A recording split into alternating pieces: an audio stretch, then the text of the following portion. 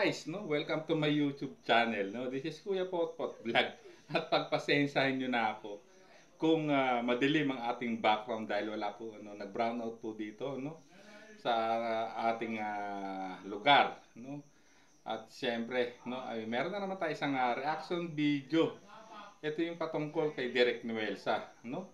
Mukhang pinapasakitan na niya itong kanyang si Baby Bopil, no, sa mga reaction video kanyang ginagawa, no? At magkakasunod na upload video niya kung saan talagang pinapasakitan niya ng gusto ang puso ni Baby Bopil niya. So, bago tayo magsimula ay mag-shoutout po muna tayo. Mega love shoutout po sa ama ng Kalingap na si Kuya Bal Santos Matubang, Ate Edna Vlogs, Kalingap Rab, 10 na kanyang mga kasamahan. At syempre, mega love shoutout po sa lahat po ng sumusuporta sa buong Team Kalingap. Sa mapagpalang umaga po, tanghali o gabi mga Kalingap, saan man kayong sulok ng mundo naroroon, naway lagi po kayong gabayan ng ating poong may kapal. At yan nga, itong topic natin guys, walang iba itong si Derek Nuelsa na talagang mukhang gumagande ito sa kanyang Baby Bopil, no? At talaga namang pinapasakitan na ang puso ng kanyang Baby Bopil. Kasi guys, alam nyo na talagang ang nangyari ay itong patungkol nga, no, nagsimula itong nag-propose po, no, si Miss Yang na magkaroon ng Iloilo landing pad, no, na agad namang pong sinuportahan ng ni Derek Nuelsa, no? At ito ay nakarating sa kaalaman ni Baby Bopil niya at ito ay kanyang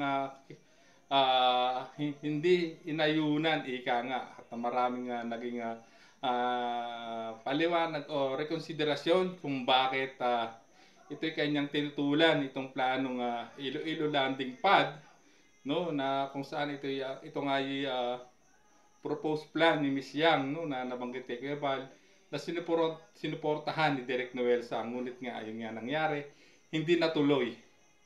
So ayan, no, buong dito nagsimula ang kanilang iringan, no, ni Baby Bopil. At dito, after nun, ang sumunod na propose po na naman ni Miss Yang ay yung Kapalonga Lingap Center na pinropose din po, no, kay Kuya Bal.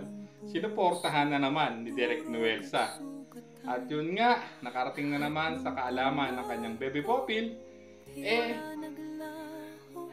ay ito'y hinarang na naman, no, at kinontra.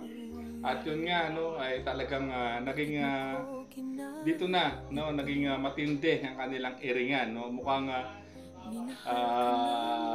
talagang mukhang pinapasakitan, no, ni Baby Bopil nung una ang puso ni Derek Nuelsa. Ngunit nitong mga nakarang araw lang, parang nabutasan ni Derek Nuelsa itong kanyang Baby Bopil nang magkaroon na reaction video patungkol po, no, sa TikTok ni Beyonce at yung naging reaction kay Dodong Ruel, no. Dito ay talagang parang naisahan niya ang kanyang Baby Bopil at kanyang itong nireaksyonan, no, na siya naman ngayon ang parang nagpapasakit ngayon sa kalooban, no, o sa puso ng kanyang Baby Bopil dahil sinasabi niya ni Derek Nuelsa, no, na dapat mag-sorry, no, si Baby Bopil niya kay Miss Yang, no, na unang hinarang, no, yung plano ni Miss Yang, tapos itong naging reaction video niya kay Dodong Roel. At itong pinakahuli, itong medyo kontrobersyal, kung saan ay naging maingay ang pangalan ni Baby Bopil ni Derek Nuelsa at talagang inalmahan ito ng lahat ng EDSA niyan, no?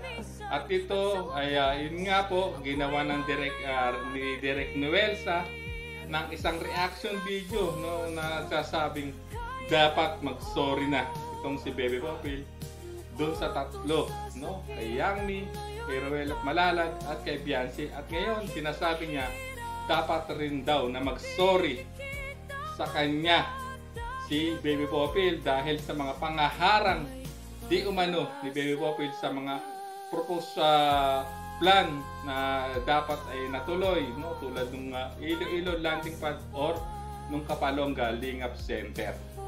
So ano kaya, no? Mukhang nagiging malalim na ang ang pasakitan nitong dalawang to, no? Talagang mukhang hanggang saan kaya, no, ahantong ang pagpapasakit nila sa isa't isa. Ngunit para sa akin, no, Direk Noelsa, galingan mo naman. At ang lang masasabi ko, dapat ikaw ang mag-sorry kay Baby Popil at humingi ka rin ng sorry sa akin. So, ayan guys. Hanggang dito na lang ating reaction video. Maraming salamat po. Hanggang sa muli po nating reaction. There's a vlogger named Kuya Papa, spreading good vibes, giving all he's got. With the camera in his hand, he hits the road, capture moments, sharing stories untold. Kuya Papa, he's the one we adore, bring smiles, he's got so much more. In this crazy world, he is a ray of light, spreading love and laughter.